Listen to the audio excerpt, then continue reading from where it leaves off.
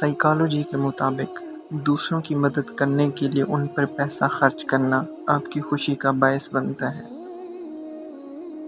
جن لوگوں کی لکھائی خراب ہوتی ہے وہ بہت تخلیقی صلاحیتوں کے مالک ہوتے ہیں۔ اگر کوئی شخص کم بولتا ہو مگر جب بھی بولے تو تیزی سے بولے تو وہ شخص اپنے اندر کچھ راز رکھتا ہے۔ زیادہ دیر تک تنہا رہنا صحت کے لیے اتنا ہی نقصان دہ ہے جتنا کہ دن میں 15 سگریٹ پینا۔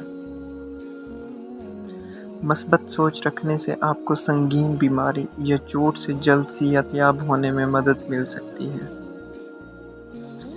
ایک عورت زیادہ سے زیادہ 47 گھنٹے ہی کسی بات کو راز رکھ پاتی ہے۔ اگر کوئی شخص عیب طریقے سے بہت زیادہ کھائے تو وہ شخص کسی پریشانی میں مبتلا ہوتا ہے۔ جزاک اللہ۔